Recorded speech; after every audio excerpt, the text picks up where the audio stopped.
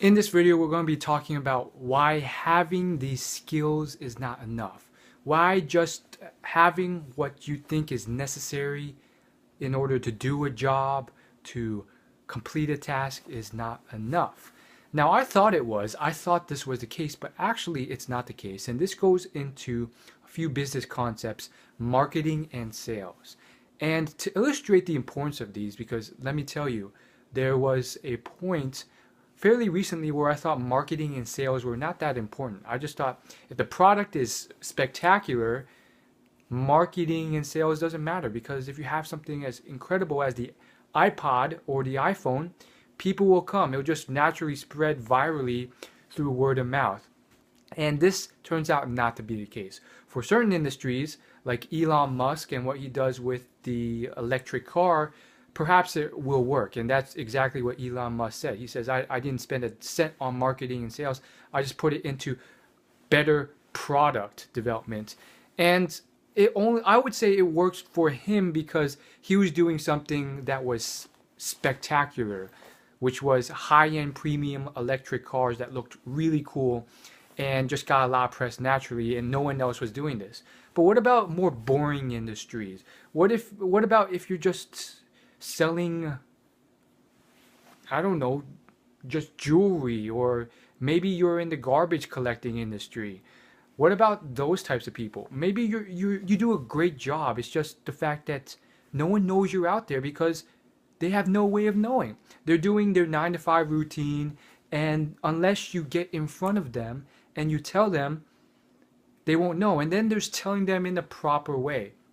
I learned this the hard way because I just assumed, oh, well, that's just how it is. And it quite frankly is not the case. Let me give you another more applicable example. Again, this doesn't have to rely on business or marketing or sales or any type of business knowledge. This can be applied to almost any area in life: dating, social skills, jobs, interviewing, and so forth. Let's take a look at me, for instance. If you've seen any of my previous YouTube videos, you know that I read a lot of business books and I've accumulated a decent amount of business knowledge. However, for pretty much 99% of the world, if I just go out there and I don't say anything, people are just going to assume I'm just someone who has no possible sense of business knowledge. They'll assume I'm just another average person, and this happens all the time.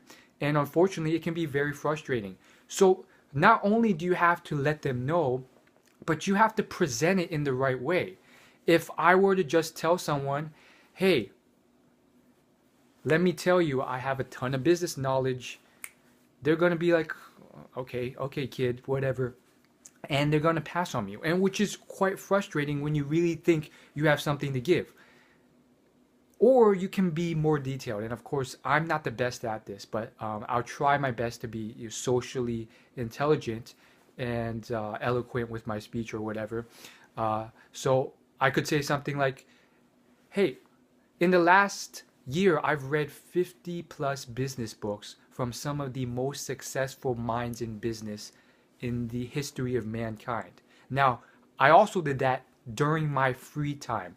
Who does that? So I've learned an incredible amount of knowledge from hundreds, if not thousands, of pages of material. And from that, I can see things that most people would not see. So when I present it in that way, people are more interested, and maybe they're more likely to stick around.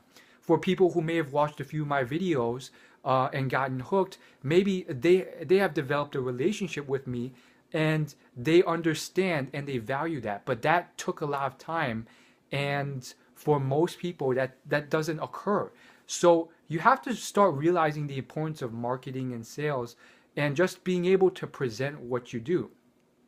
And again, let's just say you get this big meeting with someone who's very successful, and you have all this stuff going, and you're about to present to this guy. Maybe it's an interview and you're interviewing for a job.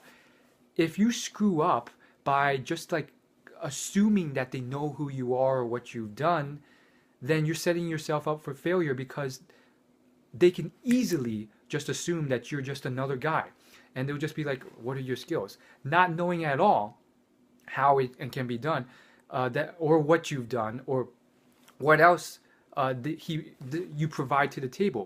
You could be incredibly useful, vital component, and other people could be fighting for your attention. But if you do not do a good job of conveying that and telling this person, and they're unaware, that's a huge problem. And this is something I'm working on. I mean, I'm still trying to get the kinks out, but you can kind of see where it goes. Let's just use a final example, and that will conclude the video. So one thing I could do would just be to say, hey, I am kind of good with social media, which is arguably true, but it's vague and it's beginner. And that's what I assumed, and sometimes I get very frustrated when people would just pass on me or whatever. But if I were to convey it a little bit better, I could say something like, and of course, just as a reminder, you have to actually step up to the plate when you're saying this stuff. There's one part where you have to actually, own what you say. If you're lying or pretending or scamming that person, then that's going to bite you in the butt. But because I could say something like, hey, I know the ins and outs of YouTube because I've been doing videos for years. I have 500 plus public videos on my YouTube channel, and I know every little aspect of YouTube on the back end, from what type of annotations you should put into a video, how the user demographics work out. I know about cards. I know that 50% of the viewers are mobile, and that's important because certain elements of the display only display on mobile, and so forth. Someone seeing that will be like, wow, this guy actually knows a ton about this field.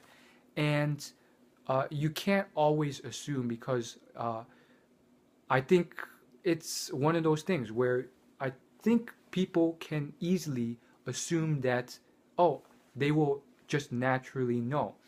And I think that's one of the big trip-ups of people. They think that, oh, if I just get this degree or this certification, it's done. And sometimes people don't understand that. They don't understand what that is, or it does, or they don't see the value. It's an interesting thing.